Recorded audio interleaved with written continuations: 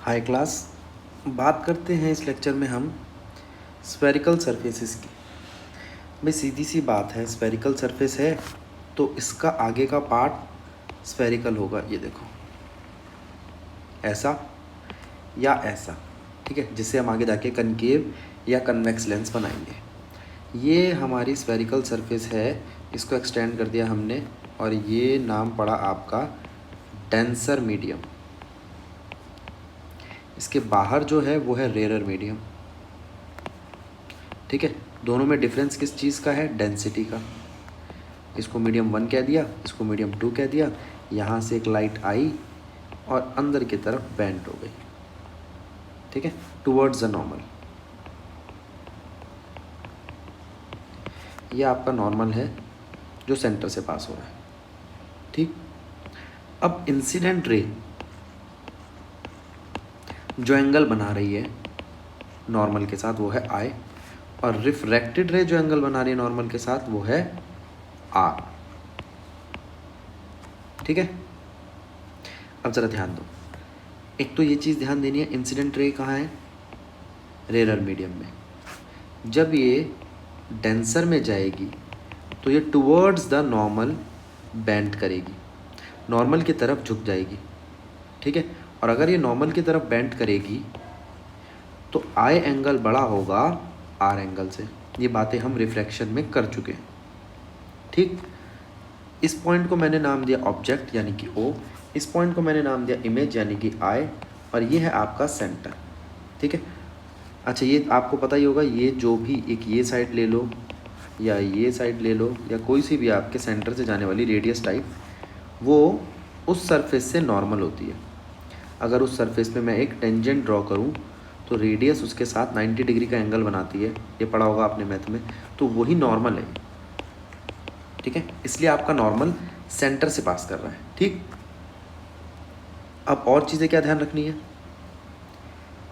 जो angle object के साथ बनेगा वो होगा अल्फा, जो एंगल इमेज के साथ बनेगा वो होगा बीटा, और जो एंगल सेंटर के साथ बनेगा वो होगा गामा, ठीक है। फिर हम क्या करेंगे? अल्फा, बीटा, गामा का आई और आर के साथ रिलेशन निकालेंगे ड्राइव करने के लिए स्फेरिकल सरफेस का एक्सप्रेशन। ये दूसरी सरफेस है, ये बाहर से अगर आप देखोगे तो कनकेव दिखाई देगी, ठीक। अब यहाँ पे हम यहाँ से ऑब्जेक्ट लिया, ये लाइट यहाँ पे इंसिडेंट हुई और ये यहाँ से रिफ्रैक्ट हुई।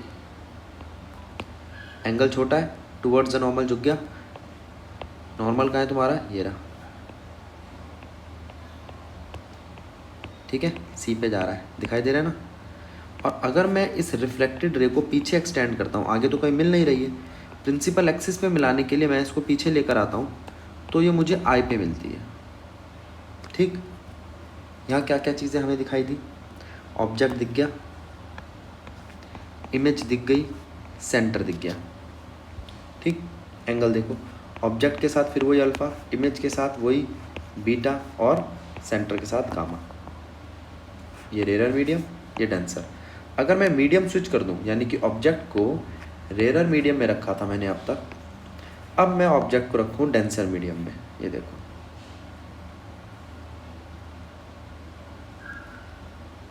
ये डेंसर मीडियम है, ऑब्जेक्ट इसके अंदर रखा है। लाइट जब डेंसर से रेयर में जाएगी, लाइट जब डेंसर से रेयर में जाएगी तो एंगल, रिफ्रैक्टेड एंगल बड़ा हो जाएगा, ठीक। और आप उसको पीछे एक्सटेंड करके लाओगे तो वो यहाँ इमेज बनाएगा,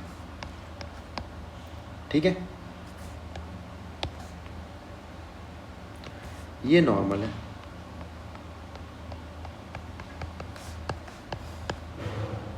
तो नॉर्मल फिर वही सी पे कट कर रहा है, सी सेंटर है। अगर इस कर्व को देखोगे आप और इसका एक स्फीयर बनाओगे तो ये सेंटर बन जाएगा, ठीक है ना।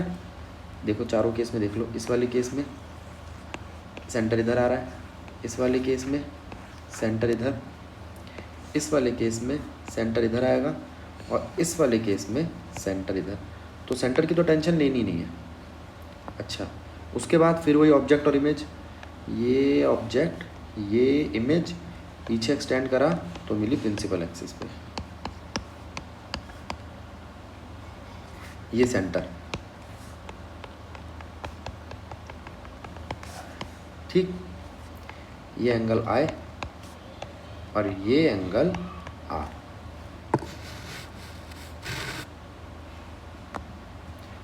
ये फिर वही आपके एंगल, ऑब्जेक्ट का एंगल, इमेज का एंगल और सेंटर का एंगल। ऑब्जेक्ट का एंगल अल्फा, इमेज का एंगल बीटा और सेंटर का एंगल गामा। ठीक है, इस वाले केस को देखो, ऑब्जेक्ट कहाँ है? डेंसर मीडियम में। ठीक है, रिफ्रैक्ट होकर लाइट इधर जाएगी, ये रहा आपका नॉर्मल। ठीक है, ये ऑब्जेक्ट का एंगल अल्फा, इसका गामा और इसका बीटा। सारे केस हो गए। ये केस क्या है, इसको भी देख लेते हैं एक बारी। देखो, ये नॉर्मल है और ऑब्जेक्ट इधर है, ये आपका एंगल आए और ये रिफ्लेक्टेड एंगल, ये रहा छोटा, क्योंकि रेयरर से लाइट डेंसर में जा रही है तो इमेज यहाँ बन जाएगी। ठीक, ये सारी स्फेरिकल सरफेसेस देखो, फिर हम आगे बढ़ते हैं।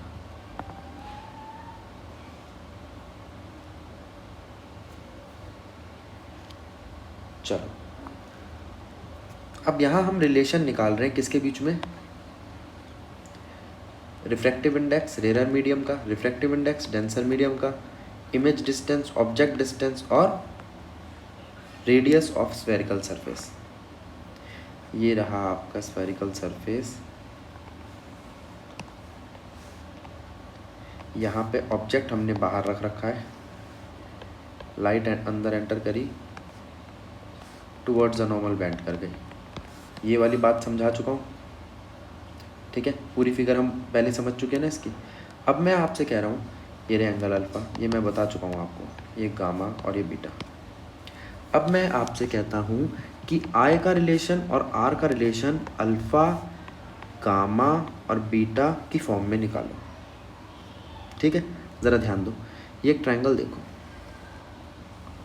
OCN। ट्रायंगल OCN में जो एंगल अल्फ़ा है और जो एंगल गामा है, उनका क्या रिलेशन है इसके साथ? ये एक्सटीरियर एंगल है, एंगल आई एक्सटीरियर एंगल है जो दो ऑपोजिट इंटीरियर एंगल के सम के इक्वल होता है, यानी कि I is equals to alpha plus gamma. और अगर इस वाले ट्रायंगल पे फोकस करूँ तो gamma is equals to R plus beta. ठीक, इधर आ जाओ, I is equals to alpha plus gamma और gamma is equals to R plus beta. खत्म कहानी।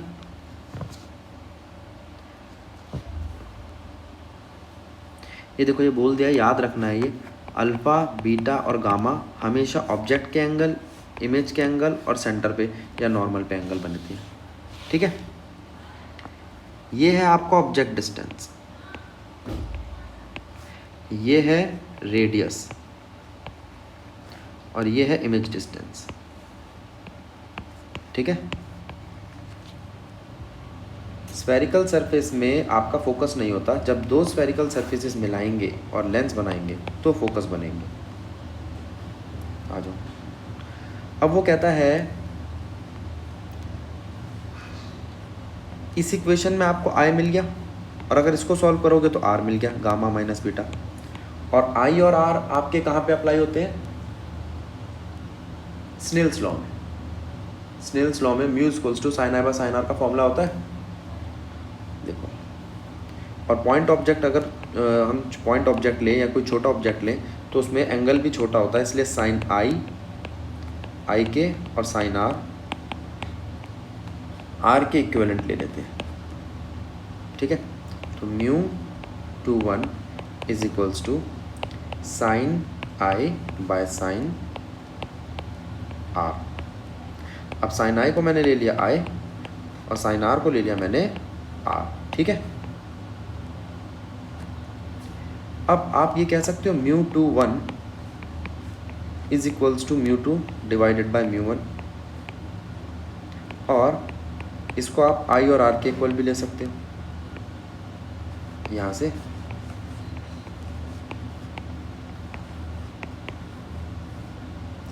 तो ठीक है, ये हमारे पास एक एक्सप्रेशन आ गया नया। इसमें म्यू टू आर और म्यू 1 आई को क्रॉस मल्टीप्लाई कर दो, तो आपके पास सॉल्व हो क्या है, म्यू टू आर म्यू 1 आई, और आई की वैल्यू कहाँ है आपके पास, ये रही आई की वैल्यू, ये रही आर की वैल्यू। पुट करो,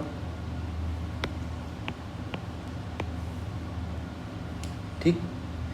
ये आ गई आपकी एक इक्वेशन जिसके अंदर हमारे पास गामा, बीटा, अल्फ़ा ये एंगल है म्यू 1 और म्यू 2 के साथ, ठीक है। आई और आर को मैंने रिप्लेस कर दिया अल्फ़ा बीटा गामा के साथ। अब मैं अल्फ़ा बीटा गामा को ना tan अल्फ़ा और tan बीटा में कन्वर्ट कर दूंगा। यहाँ पे कंस्ट्रक्शन करी मैंने एक लाइन NM, ठीक है। P और M के बीच में नेग्लिजिबल डिस्टेंस है, मतलब मैं M को बाद में हटा के P ही कर दूंगा। ये सिर्फ ये ट्राइंगल बनाने के लिए यूज़ करेंगे हम। एक ये ट्राइंगल, एक ये ट्राइंगल और एक ये ट्राइंगल। तीनों ट्राइंगल में अल्फ़ा का tan अल्फ़ा ढूंढेंगे, बीटा का tan बीटा ढूंढेंगे, गामा का tan गामा। तो आप जानते हो tan अल्फ़ा क्या होता है, परपेंडिकुलर अपॉन में बेस। परपेंडिकुलर क्या है आपका NM, और बेस क्या है आपका OM। OM आपको चाहिए, हाँ ऑब्जेक्ट डिस्टेंस चाहिए। NM ये सारे ट्रायंगल्स के बीच में कॉमन आएगा, इसलिए अपने आप कट जाएगा। आ जाओ, अब ज़रा ध्यान दो, एंगल अल्फ़ा जो tan अल्फ़ा के इक्वल है वो है MN डिवाइडेड बाय MO, वही परपेंडिकुलर अपॉन में बेस। ऐसे ही बीटा क्या आएगा, MN डिवाइडेड बाय MI, और गामा क्या आएगा, MN डिवाइडेड बाय MC। मैंने बताया था आपको M और P के बीच में डिफरेंस नहीं है, इसलिए जहाँ जहाँ M है वहाँ मैंने P लिख दिया। तो हमारे पास एक्सप्रेशन आ गए, alpha equals to PN by PO, beta equals to PN by PI, और gamma equals to PN by PC। ज़रा पीछे चलते हैं, देखते हैं कहाँ है ये। tan अल्फ़ा देखो,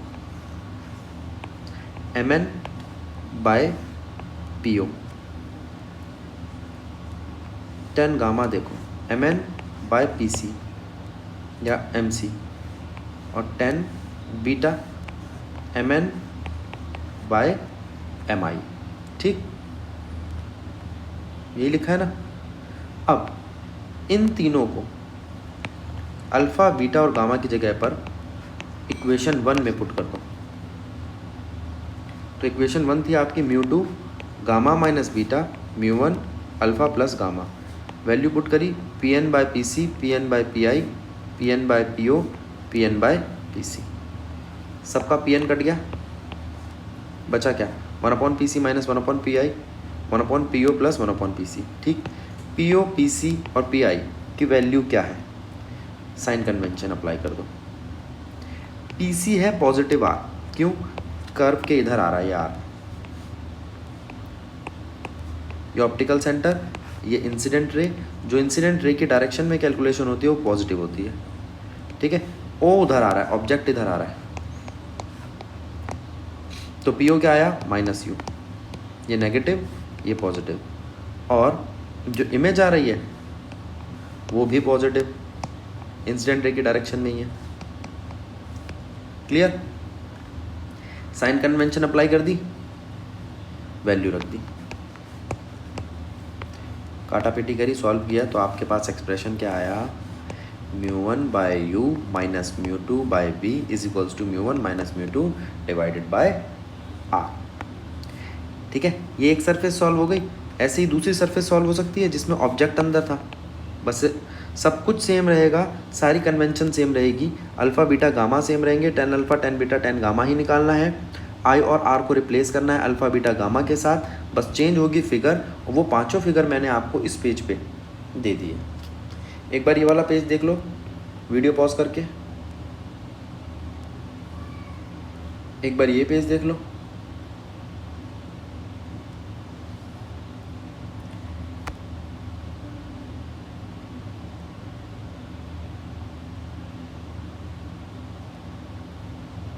चलो ठीक है। अब बारी आती है लेंस मेकर फॉर्मूला की, ज़रा ध्यान देंगे। ये है आपकी कन्वेक्स सरफेस, अभी जिसको अभी हमने डिस्कस किया था, इस पूरी फिगर को हम डिस्कस कर चुके हैं। और ये दूसरी convex surface denser to rarer वाली, ठीक। इन दोनों की इक्वेशंस उठाएंगे और उनको ऐड कर देंगे। इस वाली इक्वेशन को बेटा खुद सॉल्व करना है, मैंने यहाँ छोड़ रखा है। इन दोनों इक्वेशंस को अगर मैंने ऐड कर दिया तो ऐड करने पे मिलता है मुझे, ये देखो, इक्वेशन 1 और 2 ऐड किया और ये लेंस मेकर का फॉर्मूला आ गया। लेकिन ये एक्सप्रेशन बना कैसे, अब ज़रा इसको देखते हैं। देखो, कन्वेक्स सरफेस दिखाई दे रही है आपको, यहाँ से ऑब्जेक्ट की रे गई और उसने अपनी पहली इमेज बनाई, ठीक है। इसके साइड में ही ये वाली सरफेस को समझाता हूँ मैं, पहले इसको समझते हैं। ये आई, ये बेंड करी, अभी मानो कि यही सरफेस है, दूसरी सरफेस है ही नहीं, ठीक है। अब जब ये सरफेस इंट्रोड्यूस होगी तो ये इसे और बेंड कर देगी। देखो, पहले यहाँ से लाइट आई, ये इधर गई, ये प्रिंसिपल एक्सिस पे यहाँ पर आई डैश पे मीट करेगी, ठीक है। फिर मैं कह रहा हूँ दूसरा केस ये लेके चलो, लाइट यहाँ से तो आई और वो इस सरफेस को एक्सपीरियंस करके बेंड कर गई, ठीक है। तो यहाँ पे दो सरफेस है, पहली सरफेस, उसके लिए लाइट यहाँ से आती है और बेंड करती है, एक केस। दूसरा केस, ये सरफेस, लाइट यहाँ से आती है और इधर बेंड करती है, ठीक है। इन दोनों सरफेस को, इन दोनों केस को पीछे समझा रखा है, इधर आ जाओ। ये रही आपकी पहली सरफेस, फर्स्ट, और ये आपकी सेकंड सरफेस। पहली सरफेस में क्या होता है, ये लाइट आती है और ये बेंड करती है, ये ऑब्जेक्ट, मेन ऑब्जेक्ट, और ये पहली इमेज, ये फाइनल इमेज नहीं है, ये पहली इमेज है। पहली इमेज का डिस्टेंस है v डैश, पहली इमेज, पहले ऑब्जेक्ट का डिस्टेंस है u, ठीक है। पहली सरफेस का जो सेंटर है उसको मैंने नाम दिया r1, ठीक है। और इससे इक्वेशन जो बनी वो बनी μ2 by v dash minus μ1 by u is equals to μ2 minus μ1 divided by r1। याद रखना, इसका रेडियस r1 है, दूसरे वाली सरफेस का रेडियस r2 लूँगा। अगर ये बाई कॉन्वेक्स लेंस हो तो मैं दोनों सरफेस को इक्वेट करके r1 इक्वल्स टू r2 कह सकता हूँ, ठीक है। वो एक कंडीशनल केस है, हमेशा r1 r2 के इक्वल होना ज़रूरी नहीं है। और याद रखो, जो इसकी इमेज है ना, वो दूसरी सरफेस के लिए ऑब्जेक्ट है, ये आपकी इमेज है, लेकिन दूसरी सरफेस के लिए ऑब्जेक्ट है। अभी फाइनल इमेज तो बनेगी, फाइनल इमेज आपकी आएगी v। जो पहली वाली इमेज थी वो अब है ऑब्जेक्ट v डैश, और रेडियस है आपका इस तरफ r2। तो ज़रा ध्यान दो, पहले वाले का r1 पॉजिटिव है, दूसरे वाले का रेडियस नेगेटिव है साइन कन्वेंशन के हिसाब से, ठीक है। इसकी इक्वेशन सॉल्व करेंगे तो ये आएगा, ठीक। ये v डैश देख लो, ये v डैश ऊपर वाली इक्वेशन से कट होना चाहिए, इस वाले v डैश से, अब इस फिगर को देखो सारे बच्चे, ये है पहली सरफेस के लिए, ठीक। अब ज़रा ध्यान देना, ये वाली साइड जो है, ये मैं काम करता हूँ, कलर का यूज़ करता हूँ मैं, ये देखो